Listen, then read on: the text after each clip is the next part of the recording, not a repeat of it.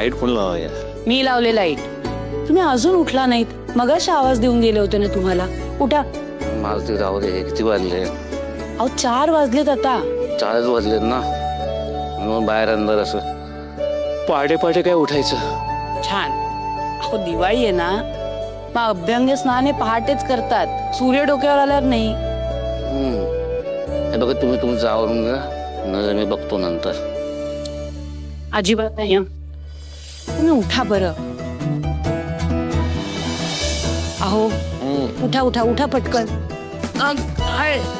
काय काय तुम्हाला उठणं लावल्याशिवाय मी बाकीची कामं कशी करणार आहे? त्यानंतर मला इंद्राला उठणं लावायचंय. राहू दे. राहू दे कसं राहू दे? शास्त्र आहे ना हे, मग ते पूर्ण करायला नको? आवरा बरं. उठा तुम्ही. कसलं शास्त्र आलंय? झाली तर लग्नाला 35 वर्ष. तुम्ही इंद्राकडे बघा. तुम्ही ना आता काही लहान मुलांसारखं वागू नका. एक तर माझा लेक 5 वर्षांनी घरी आलाय. 5 वर्षांनंतरची त्याची घरातली दिवाळी आहे. मला त्याला व्यवस्थित वेळ द्यायचा आहे. म्हणून म्हणते आधी मला तुम्हाला उठणं लावून घेऊ देत, म्हणजे मला त्याच्याकडे नीट बघता येईल. उठा उठा चला. तुम्ही लक्षात ठेवा, ही राणी आणि इंद्राची लग्नानंतरची पहिली दिवाळी आहे. तुम्ही मध्ये जाऊ नका. राणी लावेल इंद्राला उठणं, तीच घालेल अंघोळ. राणी इंद्राला उठणं लावणार?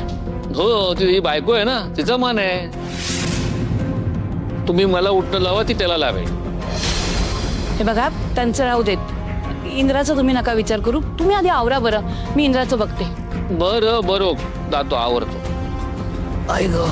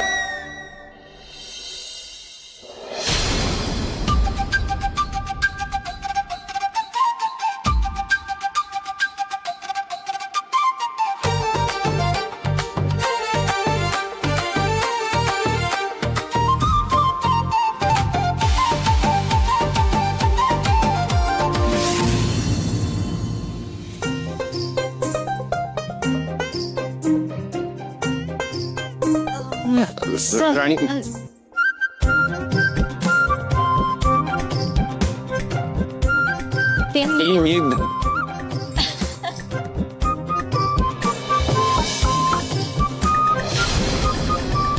आई काय?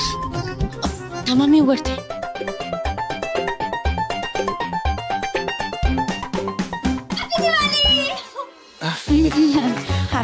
हॅपी दिवाळी. हे काय अजून झोपलायस? सिरियसली? अरे आज दिवाळी आहे, उठ पटकन. नाही नाही, हे काय उठलोच आहे. आता फक्त उठून काय करायचंय? अरे आज तुमची पहिली दिवाळी आहे, उठणं वगैरे लावायचंय की नाही? हो आलोच. चला पटकन आवरून बाहेर या. हो हो आलोच आलोच. बाय.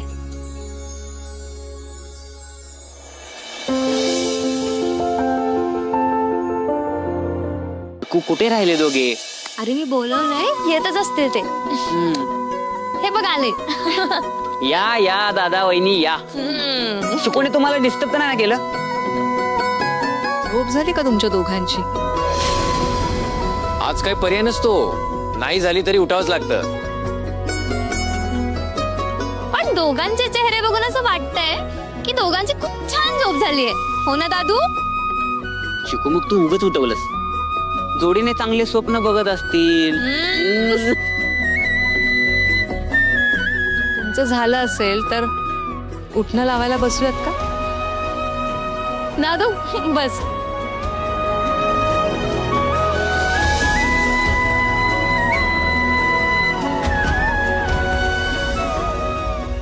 ते पण मी उठणं लावलं तर चालेल ना मालती मॅडमला? का नाही चालणार? राणी अगं तू दादूची बायको आहेस आणि आता ना तुझ्या हातात आम्ही दादूला सोपवलंय, तर तू काय करायचं ते कर. चल.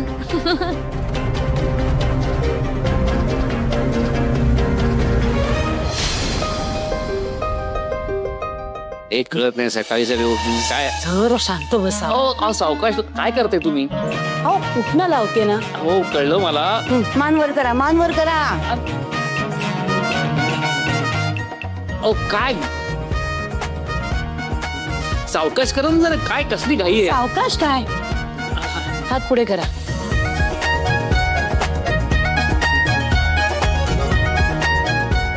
मला कळत नाहीये. आधी उठवायची घाई, मग उठणं लावायची घाई.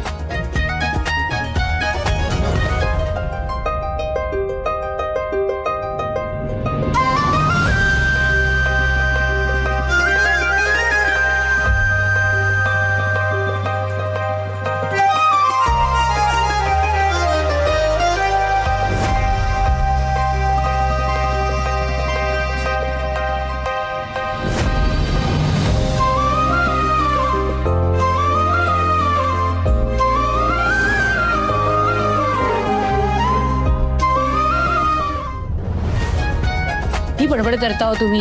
जरा शांत बसा बरं. पाय पुढे करा. कसा ना पटापट जरा. नाही नव्हता, आता काय करू अजून?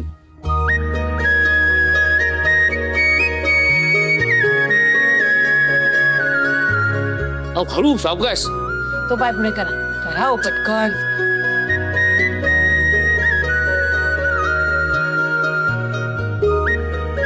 बरं चला उठा आता पटकन. हे झालं? उठा म्हणजे झालं. उठा. आंघोळ करून घ्या. मला इंद्राला लावायचं. माझ्या चला पटकन आतमध्ये. हो पण अहो असं काय एकदम चला आवरा लवकर.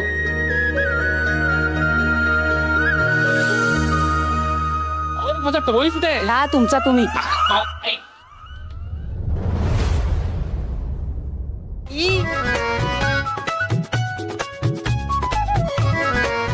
काय झालं बहिणी? माझे नेल्स.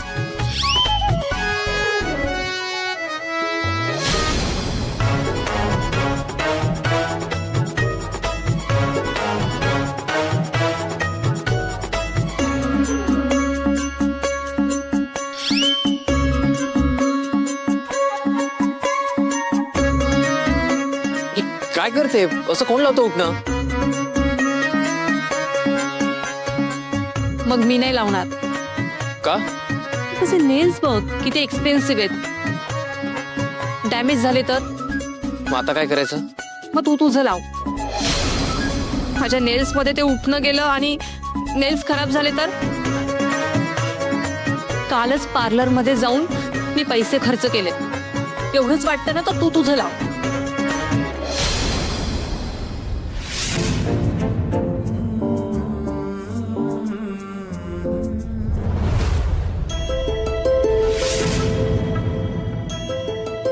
पाच वर्षांनी माझा इंद्रा दिवाळीला घरी आहे.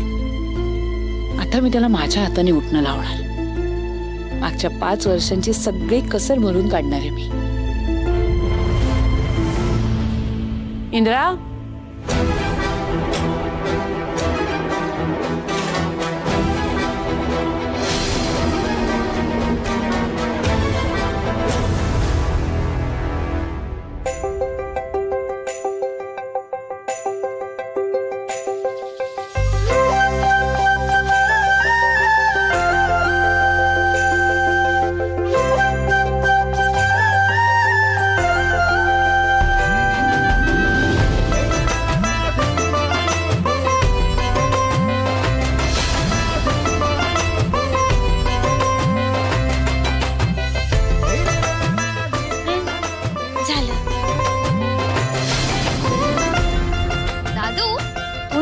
का राणीला उठणं? चिकू, दादाला उठणं लावूनच राणी वहिनींचा चेहरा उजळलाय.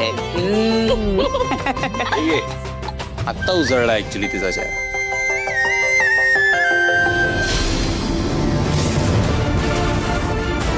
छान दिसतेस. अहो सर काय आहे हे?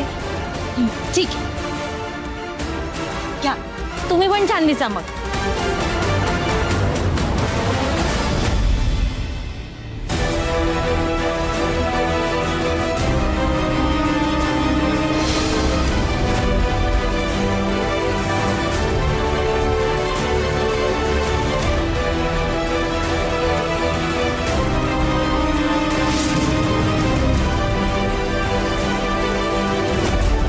वा, पहिली अंघोळ मस्त एन्जॉय करताय की इंदिरा भाऊजी तुम्ही.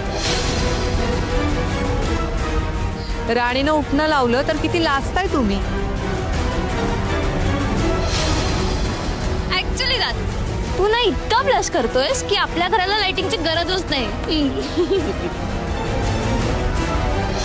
आई,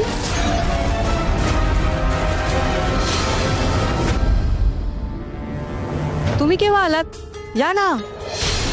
इंदिरा भाऊजी बघा, त्यांची पहिली अंघोळ केवढी एन्जॉय करतात.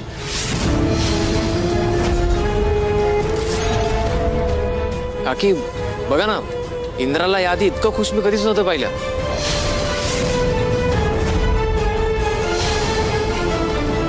मालती मॅडम, मालती मॅडम, तुम्ही पण चला ना. इंद्रजित सरांना उठणं लावून घ्या. चला. लागलं की त्याला उठणं. आता मी लावलं काय किंवा नाही लावलं काय त्याने कुठे काय फरक पडतोय. चालू द्या तुमचं.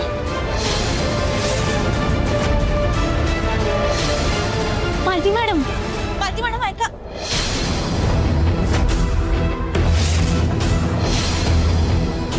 वा, आता माझा आजचा दिवाळीचा दिवस सुपर्ब झाला. मालती मॅडम, मालती मॅडम ऐका ना. मालती मॅडम आओ.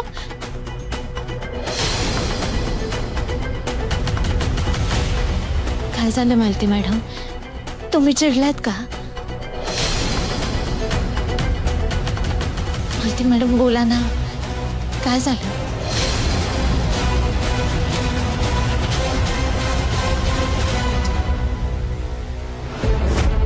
छत्तीसभर सुद्धा लाज उरली नाहीये का? इतकं बोलून सुद्धा तुझ्यात जराही सुधारणा नाही. माझा संताप होईल, माझी चिडचिड होईल असं तू मुद्दाम वागतेचं काही कळत नाहीये मला. माझा नवरा तर कधी माझा नव्हताच, सतत तुझी बाजू घ्यायचा. पण आता माझ्या इंद्रालाही माझ्यापासून तोडतेस तू. तुला काय वाटलं माझ्या लेकाला तू माझ्यापासून तोडशील आणि मी अशी गप्प बसेन? तुझ्यासारखी खोटारडी आणि नाटकी मुलगी नाही बघितली मी. काय म्हणाली होतीस मला? या पुढे कुठलीही गोष्ट मी विचारून करेन, हो ना?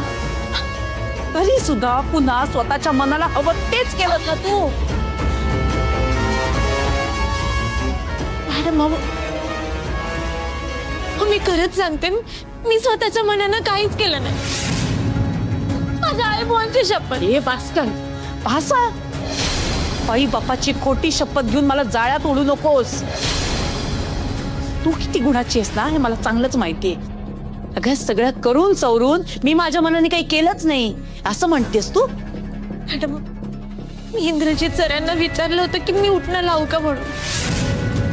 अहो तेच म्हणाले की तुम्हीच त्यांना असं म्हणाला होतात की हा हक्क बायकोचा असतो आणि ती जेव्हा येईल तेव्हा तीच तुला उठणं लावेल. तू माझ्या इंद्राची बायको नाहीयेस, नाही मानत मी तुला. आणि तूही स्वतःला त्याची बायको समजू नकोस. तुझे सगळे गैरसमज, इच्छा, आकांक्षा एका क्षणात धुळीला मिळवी ना मी. त्यामुळे वेळीच मनाला आवर घाल. माझा इंद्रा तुला त्याची बायको म्हणून कधीच स्वीकारणार नाही. आणि जरी त्यांनी तसं केलं ना तरी मी त्याला स्वीकारू देणार नाही. माझ्या लेकाला तुझ्यासारख्या घाणीपासून कायम दूर ठेवणारे मी.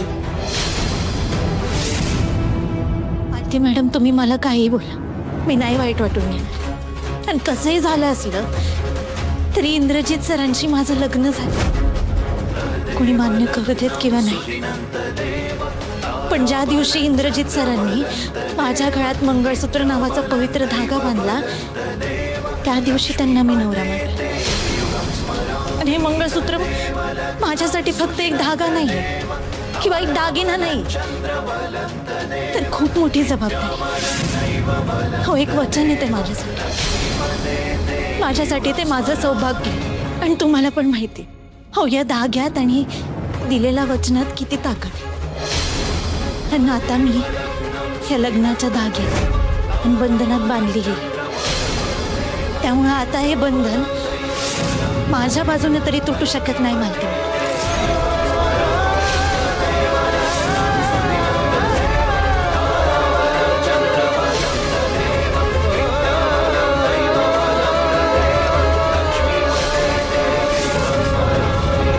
राणी आईच्या मागे गेलीये खरी. आता आई काय रिॲक्ट करेल गॉड नोस. आईने पुन्हा राणीचा अपमान करायला नको म्हणजे झालं.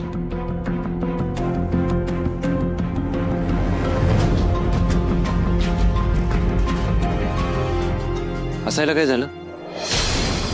खरंच काही झालंय हसण्यासारखं की आई काहीतरी बोलली आहे, तुला दुखावलंय तिने आणि ते तुला माझ्यापासून लपवायचंय म्हणून तू हसतेस का?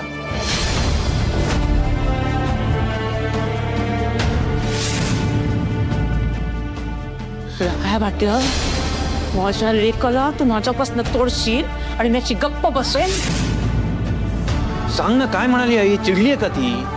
अवसर नाही, असं काहीच झालं नाही. उलट ना, तुम्ही सकाळी उठून लवकर उठणं लावून घेतलं ना, म्हणून त्यांना जरा भरूनच आलं होतं. काय काय बोलतेस? खरंच असं झालंय? अहो, मग तेव्हा असं का म्हणाली की उठणं लावलं काय नाही लावलं काय फरक पडतो? अहो, तुम्ही आता आधीच उठणं लावून ठेवलं होतं ना, मग परत उठणं कशाला लावायचं म्हणून बोलले असतील त्या तसं. राणी, तू खरं बोलतेस ना? हाय का आता तुम्हाला माझ्यावरती विश्वास नाही का? चला, तुम्ही ना मालती मॅडमलाच विचारून घ्या. चला. नाही ठीक आहे, आता तू म्हणतेस एवढं तर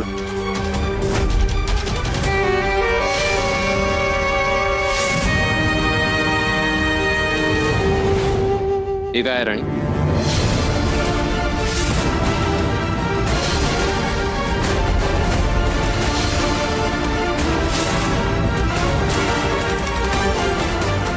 आई तुझ्यावर रागावली नाहीये, तुला काही बोलली नाहीये, तिला हर्ट नाही झालाय. मग हे काय? बोल ना राणी, गप्प का बसली आहेस? हे बघ, तुझ्यापेक्षा जास्त मी माझ्या आईला ओळखतो. मला खरं खरंच काय बोलली आई तुला?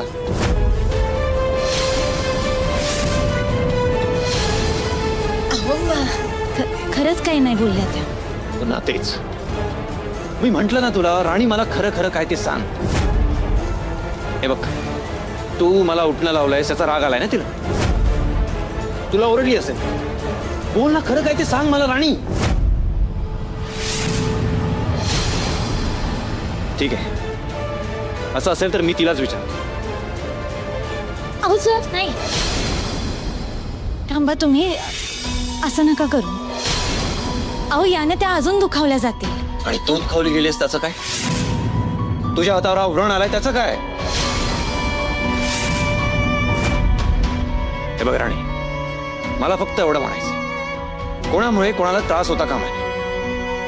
जी ती गोष्ट जिथल्या तिथे बोलून संपवायला पाहिजे आपण, आणि म्हणून मला आईशी बोलायचंय. अहो, ही वेळ नाहीये त्यांच्याशी बोलायची किंवा त्यांना समजवायला जायची.